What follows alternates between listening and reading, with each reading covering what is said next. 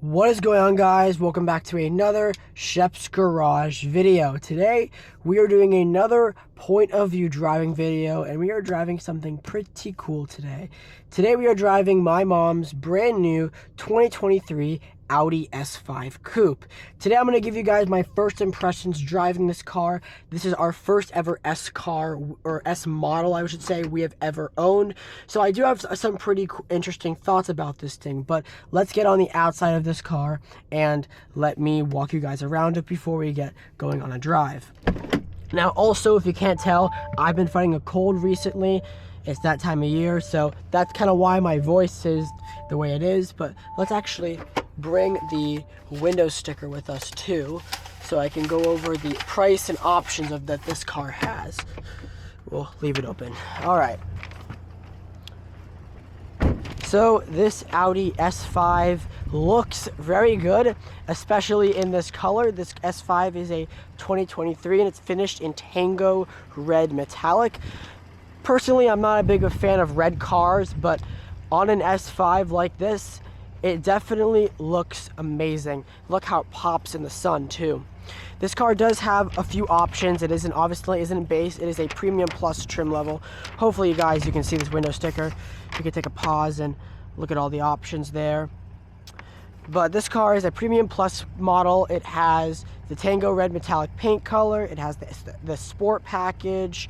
It has the black optics package. So you get the black exhaust tips, the black accents, the black badges, the black grille up front. It also has the navigation package. It has the Napa leather seats, sport exhaust, and the sport interior, and a bunch of other stuff, including the Audi logos on the ground and everything. First impressions, the exterior of this car, it looks very good. Audi, this is the 0.5 facelift, the B9, I think is what it's called, the B9.5 facelift this car has, and I really like this facelift. I think it looks very good exterior wise. I definitely think it looks better than the BMW M440i, which is kind of what rivals this car, as well as the C43 Coupe. That car is kind of dead at this point though. This car also does have, I think this is 19-inch wheels. Let me see. This car does have the upgraded 20-inch wheels, sorry. And this car is actually not running on the factory summer tires. We went out and got some Michelin Pilot Sport all-season tires for this car because it will be a daily. But love the upgraded look of these wheels. They look really, really cool. Coming around back, as I said, black exhaust tips that you get with the black optics package, black logos, and then the black down below there. You also get the black window trim too, which looks really cool.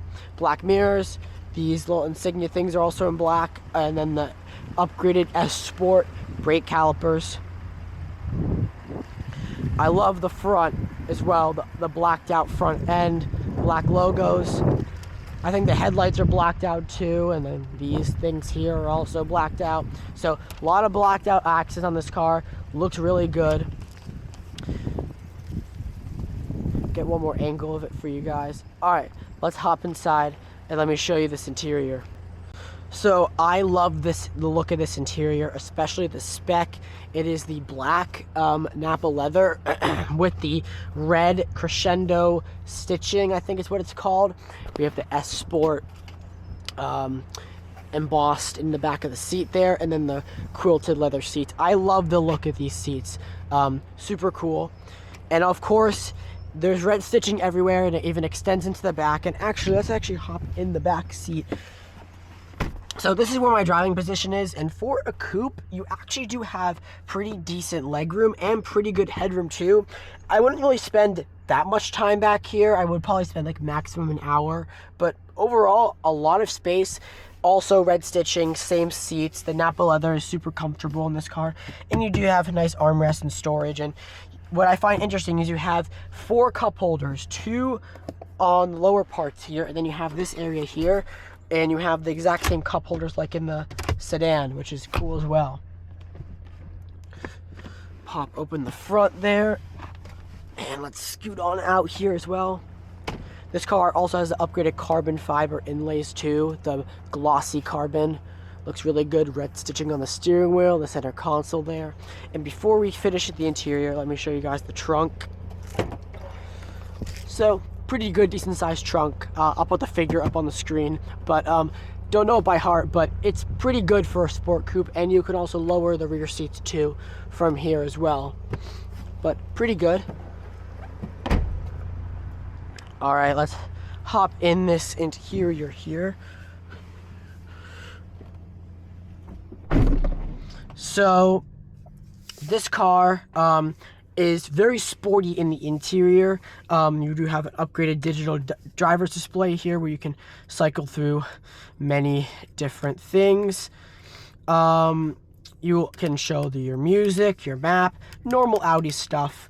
All this carbon fiber trim looks really cool, and then some glossy black trim, which I'm, as you guys know, I'm not a big of a fan of.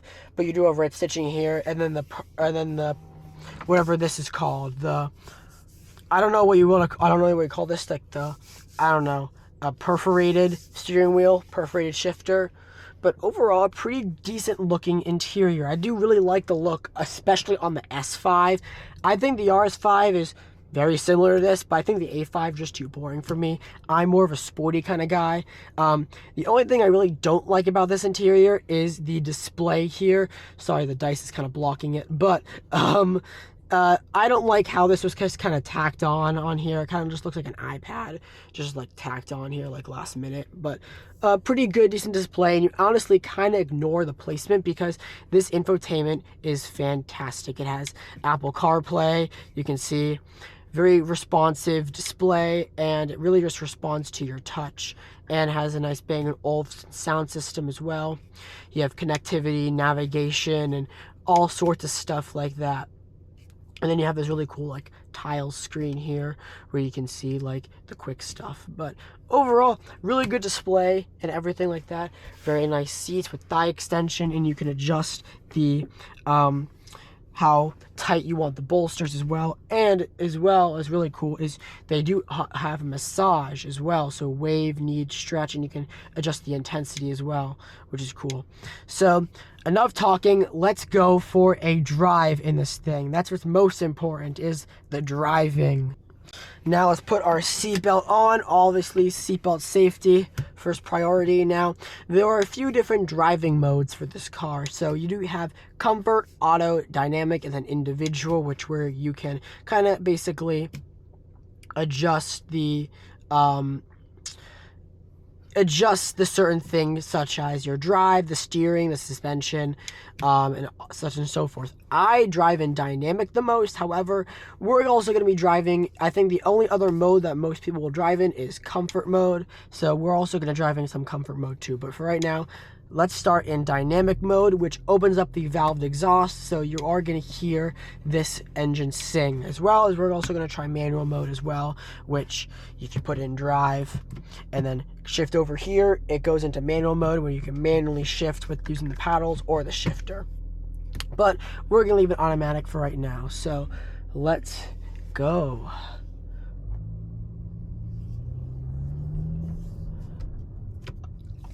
So, I've spent a good, I would say 2 weeks maybe with this car, and so far, I have been really enjoying it.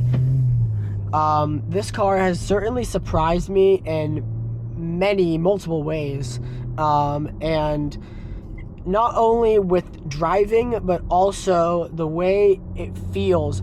This car uses a upgraded V6 engine, 3-liter twin turbocharged V6 engine. I think it puts out like 370 horsepower, so a little bit less than the RS5. I know the RS5 has this exact engine, but it's beefed up and it makes 444 horsepower. But honestly, after driving this S5, I definitely think the S5 is more than enough for most people, and I definitely think the RS5 is just not needed. As cool of a car as it is, I see the point of it, but as a good, fun daily driver like this is going to be used for, I don't think the RS5 really makes sense. I know that seems kind of silly as a car guy saying that, but I don't think it makes sense. It seems kind of ridiculous, I know, like, but after you see what I mean,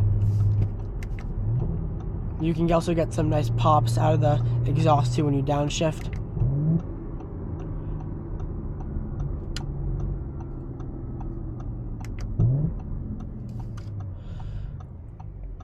So I love driving in manual mode, and that's how I really think this car should be driven. Manual mode, dynamic mode, sportiest settings. So let's talk about basically the normal aspects. So we already talked about the engine. Let's talk about how this thing drives. So if you own an A5, you know that that car uses a 2-liter turbocharged engine, and while that car is fine, great for luxury use, this car is more beefed up, and you really do feel that in the when you drive this car. The first thing that you will definitely notice is it still feels like it doesn't feel almost like a sports car. It kind of is like sort of inching up to be that. The way you notice that is the suspension is not as low as the RS5, but while saying that, it has a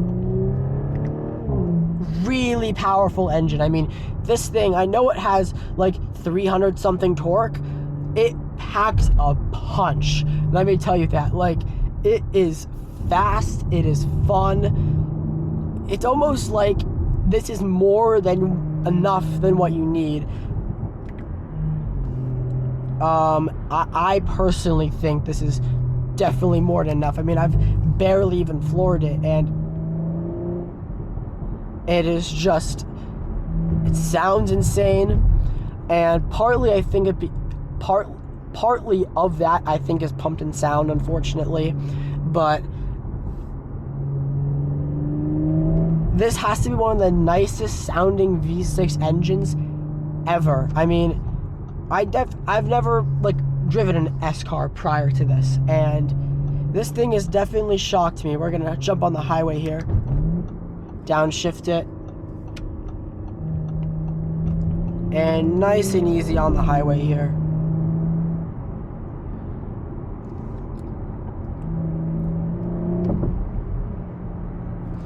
Now, one thing that definitely does surprise me with this car, with the sporty throttle response, the sporty suspension, is the steering. This steering, I just don't think is tight enough for a sports car. Now, I think part of the reason of that is they kind of wanted this sort of in-between of like an A5 and an RS5, but this steering, even in the sportiest setting, is so light. I don't know if I'm messing up a setting here, but it's almost too light for the sporty mode, for the sporty car.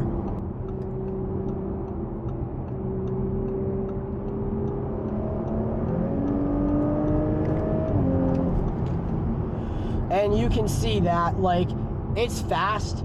It, like, I floored it there, and it is so... BMW about to merge right into me. Great.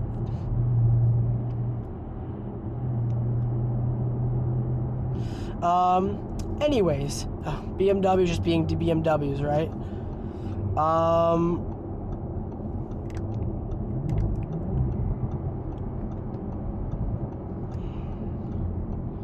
Coming off the off-ramp here, the grip is definitely there.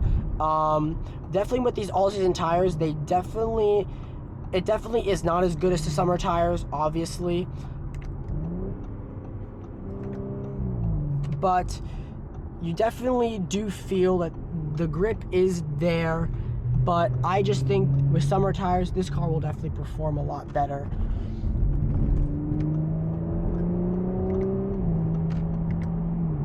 Sounds so nice. So let's take it out of dynamic mode now, and let's put it into comfort mode. So in comfort mode, the exhaust valves close, and the suspension gets softer, and the steering gets nice and light and fluffy.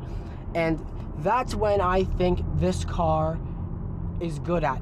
It can be sporty when you want it to be sporty. It can be fast when you want it to be fast. But it can also be just a nice, relaxing daily driver, and that's what I'm doing right now. I'm not accelerating hard at all. I am simply just driving, and that's definitely how this car really drives. It's a big difference between the modes, but overall, I'm very impressed with how this car drives. Now, another thing, I do want to talk about a few more details that I've noticed with this car. First of all, is the fuel economy and the gas tank size. Personally, we've been getting over anywhere from, in the city driving, around 12 to 15 miles to the gallon, and a full tank lasts usually about a week. And I have to say, this fuel tank is small. Like, I filled this car up yesterday, and we're already down to half a tank. So, kind of ridiculous in my opinion. I definitely think they could have easily fitted this car with a bigger gas tank size. But, I mean, overall, you really can't complain. It's good enough. But gas mileage, you kind of expect. Bigger V6 engine, less good gas mileage. That is kind of what you expect. Now, moving on to some of the comfort features of this car. And that would be these seats. Now, I have no complaints with these seats. These seats feel amazing, and I love how you can adjust the bolsters on them. My favorite part about them. But another favorite part about the comfort of this car is the Bang & Olufsen sound system. This car has the upgraded 3D Bang & Olufsen sound system that I think you get in the Premium Plus or above, and I personally think that's a must. I love the Bang & Olufsen sound system. It does sound really good. Unfortunately, I can't really show you that to you guys because I'll get copyrighted, and I already have a strike. I don't really want another one, so yeah. But also in comfort mode as well, the acceleration is still there when you need it. The downshifts are still there. But it's just kind of wafts along instead of, you know, the aggressive punch in the back type shifts and everything.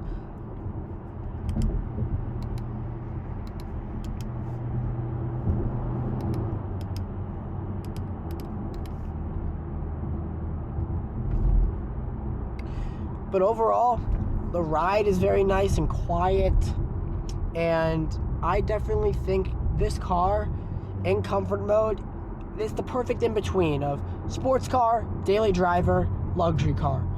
Perfect. I really do like it a lot. This car has really impressed me because I feel like the S5 kind of gets, it's just that one that's like kind of underrated. You know, we have the A5. The A5 sells really well.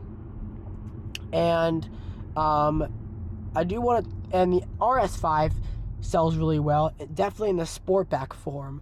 And I definitely think the S5 it's just kind of this car that's just, you know, it's there. You know, I don't really think the S5 is really popular. I think the SQ5 is very popular. I don't see a lot of S5s, especially in the coupe form, that are around. I think ever since Audi brought the Sportback to the United States, that's been selling like hotcakes. Versus this, just kind of the coupe version, I definitely think it's not, you know, it's not super popular. That's basically what I'm trying to say. It's not super popular. I'm going to put it back into dynamic mode here. Dynamic mode. Now, this car does have a option I do find nice, and that is the Sport Exhaust Resonator. I think I've talked about that in the beginning of the video, but the Sport Exhaust Resonator. So that basically is Sport Exhaust to Audi. So it's basically just a different section of the muffler, and it makes it louder. It's almost like Audi's version of a muffler delete. And I definitely think it sounds really good. I'm very, very, very happy with the sound of this car. Obviously, exhaust could make it sound better, but I mean, sound pretty good. Another thing I do want to touch upon as well is practicality with the coupe format, because the coupe is not super popular, and I have a feeling that that is the case because the Sportback exists as well as the convertible exists, and I feel like people are going to go after a convertible and a Sportback first before a coupe. I think coupes are starting to die in the car industry. I don't see a lot of people buying coupes, especially like of a car that's available in a four-door. You know, the BMW 430i, for example, that car is offered in a coupe. I rarely see 430i coupes anywhere in Massachusetts, and that's because the i4 exists and the 430i Grand Coupe exists, so, and the convertible exists. So coupes are definitely starting to die, unfortunately. But how does this car feel practicality wise?